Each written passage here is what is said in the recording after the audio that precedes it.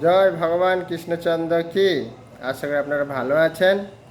এখন থেকে আমি চিন্তা করছি বিভিন্ন পুরাণে বিভিন্ন শাস্ত্রে এই জন্মাষ্টমীর কি মাহাত্ম্য, জন্মাষ্টমী কেন এত গুরুত্ব এবং জন্মাষ্টমী পালন করলে কি ফল। তা আমি চিন্তা করলাম আপনাদের কাছে এক একটা পুরাণে এক একটা শ্লোক আমি বলবো, কারণ অনেক বিস্তার আছে, তা আপনাদের সময় নেই। তা আমি এক একটা পুরাণে এক একটা দিন ক্লাস দেবো কি বলা হয়েছে। তো আজকে আমরা আলোচনা করব স্কন্দ পুরাণে কি বলা হয়েছে, শ্লোক দিয়ে তার ব্যাখ্যা শোনাবো, যাতে আপনাদের দৃঢ় বিশ্বাস হয়। কেমন? এবং এইটা সবাইকে শেয়ার করবেন, ভালো লাগলে সাবস্ক্রাইব করবেন, আর একটু কমেন্টে জয় শ্রীকৃষ্ণ লিখবেন। কেমন?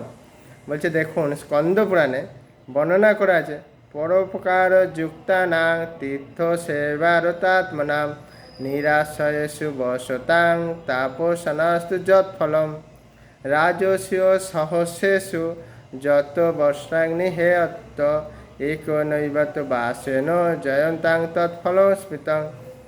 বলছে পরোপকার মানে পরোপকার করবেন আপনি, বা তীর্থ ভ্রমণ করবেন, বা নিরাশয়কে আশ্রয় দেবেন, তপস্যা করবেন, এবং 1000 রাজস্বযজ্ঞ করলে যে ফল, মানে কী কী বিভিন্ন মানুষের উপকার করবেন। আবার বলছি শুনুন, তীর্থ বিভিন্ন জায়গায় ভ্রমণ করবেন, বিভিন্ন যারা কিছু আশ্রয় তাদের নেই তাদেরকে আপনি আশ্রয় প্রদান করবেন, কিংবা আপনি তপস্যা করবেন 1000 বা 1000 বছর আশ্রয়যজ্ঞ করবেন, যে ফল একটা জন্মাষ্টমী ব্রত করলে সেই ফল লাভ করবেন। নিতাই গৌর প্রেমানন্দে হরি হরি বল। তাই সবাইকে আপনারা বলবেন যে জন্মাষ্টমীর দিন অবশ্যই নিরামিষ তো খাবেন, রাত্রি 12টা অবধি উপবাস থাকবেন, একাদশীর প্রসাদ পাবেন। তাহলে কী হবে, আপনাকে আর এত কিছু করার দরকার নেই, একটা জন্মাষ্টমী করলে আপনার ফল পেয়ে যাবেন। কেমন? হরে কৃষ্ণ, অর্থাৎ 16ই আগস্ট। কেমন? হরে কৃষ্ণ। এরপরে আমরা আবার পরের পুরাণে বলবো ভবিষ্যৎ পুরাণ, ব্রহ্মপুরাণে কী বলা হয়েছে। কেমন?